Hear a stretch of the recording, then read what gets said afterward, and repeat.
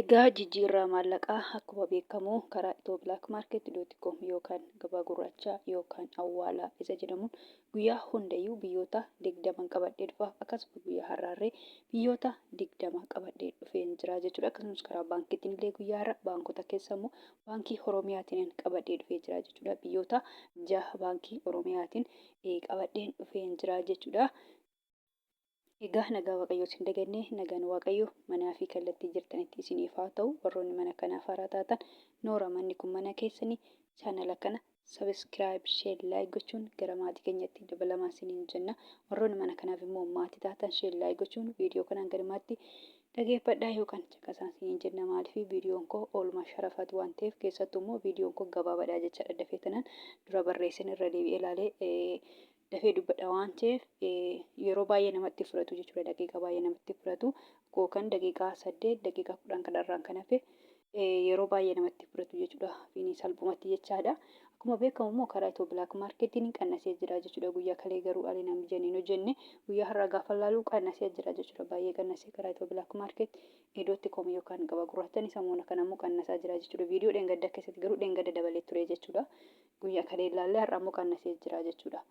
Salphumatti guyyaa har'aa qannasee jira jechuudha. Biyyoota 20 qabadhee dhufe kun hundi isaaniitu qannasanii jiru jechuudha. itooblaakmaarket.com jechaadha. Baankiidhaan immoo baankii jijjiireen qabadhee dhufaa jechuudha. Guyyaa hundayyuu jijjiireen qabadhee dhufaa jechuudha. Guyyaa dheengaddaa kan biraati kaleechareen hojjenne har'arree baankii biraa akkanatti nan qaqajaraa jechuudha. Baankiin maaliif hin qaqajaraa? Baankiin dhaabbataa waan ta'eef jechaadha. Baankiin akka itooblaakmaarketti miti. Baankiin torban yookaan torban 2 guyyaa 4 guyyaa 5tti qayyarama malee akka itooblaakmaarketti miti jechaadha. Itooblaakmaarketti ganama yookaan hin dabala yookaan hin qannasa garaagarummaa qabaa jechuudha. Salphumatti guyyaatti yeroo 4-5 jijjiiramuu danda'a itooblaakmaarketti. Garuu baankiin akkuma jedhe torban tokko yookaan torban 2 ji'atti illee kan jijjiiramu jira jechuudha. Kanaafuu baankiin dhaabbatadha jechuun hin danda'ama jechuudha. Yookaan torban tokkotti guyyaatti hin jijjiiramu jechuudha. Salphumatti akka itooblaakmaarketti otuma onlaayinii irra jiranii hin jijjiiramu jechuudha. Fin jechaadha gabaabumatti. Akkuma beekamu kanaan inni qabadhee dhufee kanneen akka Ameerikaan doolaarii, Kanaadaan doolaarii, Awustiraaliyaa doolaarii, Oman riyaala, Duubaay dirhama, Saawud Arabiyaa riyaala, Kuweet diinaara, Baareen diinaara, Joordaan diinaara, Chaayinaa yuwaanii, paawundi sterlingii, yuuroo, Swiss firankii, koronnaa, turkii liiree fi kan kana fakkaatan qabadhee dhufee jira jechuudha. Akkasumas immoo karaa baankiitiin akkuma jedhe baankii Oromiyaatiin kanneen akka Ameerikaan doolaarii, Duubaay dirhama, Saawud Arabiyaa riyaala, paawundi sterlingii, yuuroo fi kan kana fakkaatan qabadhee dhufee jira jechuudha. Karaa itooblaakmaarketiin guyyaa har'aa akkuma jedhe qannasee jira jechuudha. Amma salphumatti Ameerikaa doolaarii irraa hin ka'a jechuudha. Ameerikaa doolaariin tokko guyyaa har'aa karaa itooblaakmaarket.com yookaan gabaa gurraachaan birrii 100 fi birrii 60 fi saantiima 90. Akkasuma immoo Ameerikaa doolaariin tokko karaa baankiitiin baankii Oromiyaatiin birrii 100 fi birrii 38 fi saantiima 95. Kan itti aanu Kanaadaadha. Kanaadaa doolaariin tokko karaa itooblaakmaarket.com yookaan gabaa gurraachaan birrii 100 fi birrii 16 fi saantiima 65. Awustiraaliyaa doolaariin tokko karaa itooblaakmaarket.com yookaan gabaa gurraachaan birrii 100 fi birrii 4 fi saantiima 92. Kan itti aanu Oman riyaalli tokko karaa itooblaakmaarket.com yookaan gabaa gurraachaan birrii 400 fi birrii 18 fi saantiima 38. Duubaay dirhamiin tokko karaa itooblaakmaarket.com yookaan gabaa gurraachaan birrii 43 fi saantiima 78 jechaadha. Birriin Duubaay illee baay'ee qannasee jira jechuudha. Naannoo birrii 2 qannasee jira jechuudha. Akkasuma immoo Duubaay dirhamiin tokko guyyaa har'aa karaa baankiitiin akkuma jedhamu baankii Oromiyaatiin jechaadha. Birrii 38 fi saantiima 19. Kan itti aanu Saawud Arabiyaadha. Saawud Arabiyaa riyaalli tokko karaa itooblaakmaarket.com yookaan gabaa gurraachaan birrii 42 fi saantiima 85. Akkasuma immoo Saawud Arabiyaa riyaalli tokko guyyaa har'aa karaa baankii Oromiyaatiin birrii 37 fi saantiima 46. Kan itti aanu Kuweet diinaarri tokko karaa itooblaakmaarket.com yookaan gabaa gurraachaan birrii 5 fi birrii 26 fi saantiima 06. Kan itti aanu baareen diinaarri tokko karaa Itiyoo Bilaak Maarkeetti .com yookaan gabaa gurraachaan birrii 400 fi birrii 26 fi saantiba 75. Joordaan diinaarri tokko karaa Itiyoo Bilaak Maarkeetti.com yookaan gabaa gurraachaan birrii 200 fi birrii 26 fi saantiba 91. Chaayinaa Yeewwaan tokko karaa Itiyoo Bilaak Maarkeetti.com yookaan gabaa gurraachaan birrii 22 fi saantiba 54. Kan itti aanu paawundiidha. Paawundi sterlingiin tokko karaa Itiyoo Bilaak Maarkeetti.com yookaan gabaa gurraachaan birrii 200 fi birrii 16 fi saantiba 61. Akkasuma immoo paawundi sterlingiin tokko karaa baankii Oromiyaatiin birrii 100 fi birrii 87 fi saantiba 13. Kan itti aanu yuuroodha.